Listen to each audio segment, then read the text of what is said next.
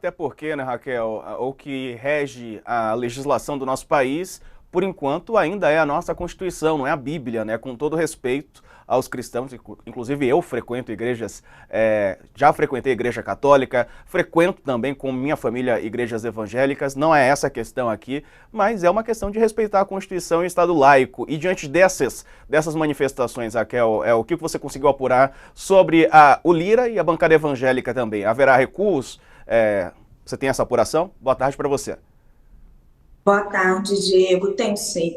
Diego, a questão toda é que pegou mal para todo mundo. A reação que a gente assistiu nas redes sociais, nas ruas, principalmente das mulheres, deixou todos os partidos numa situação bastante delicada. Os partidos que estavam propondo essa medida, e aí estão falando principalmente do PL, de Jair Bolsonaro, que metade dos deputados que estão propondo essa medida, o Sóstenes Cavalcante é o principal deles, mas são mais de 30 deputados, metade são do PL, quanto também o governo e os partidos de esquerda que acabaram se juntando ali, todo mundo junto, aprovando de forma simbólica a urgência na última reunião de líderes.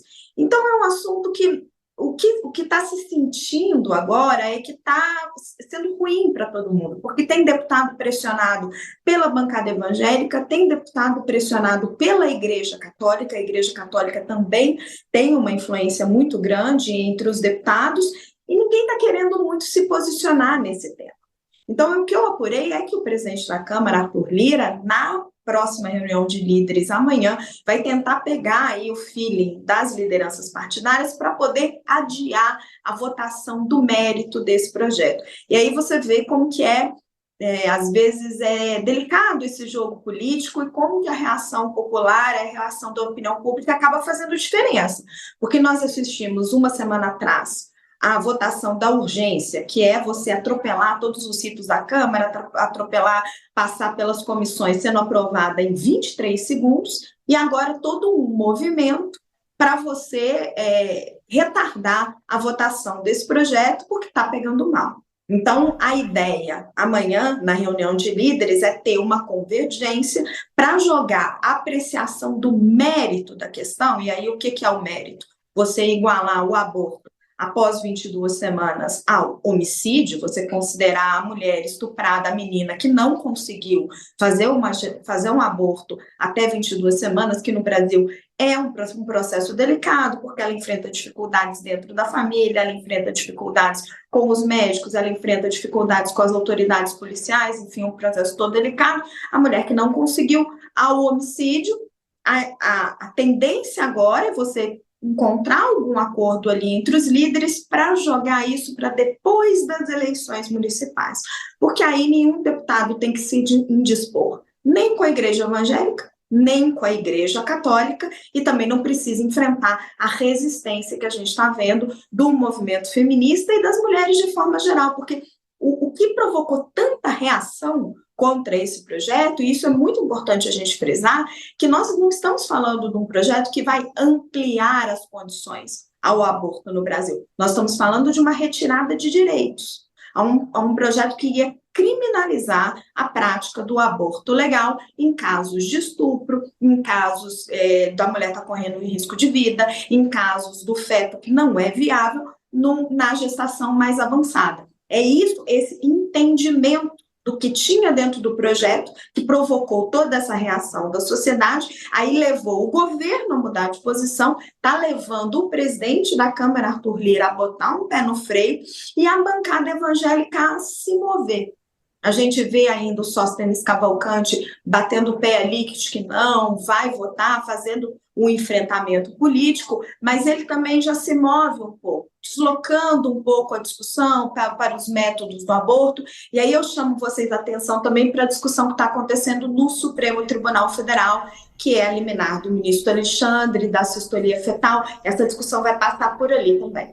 É verdade, né? Tá nesse embate. Enquanto isso, a vida, né, de meninas e mulheres que sofreram um estupro é que tá sendo definida com base nesses joguetes, né? Tanto político-eleitorais quanto para fazer esse cabo de força. Até porque, Carla, só avançou também porque o Arthur Lira quis que avançasse, né? Ele que pauta a discussão, mesmo que seja a urgência, ainda não o mérito, é ele que dá esses encaminhamentos. E pegou mal para ele próprio também, né? Além da bancada evangélica.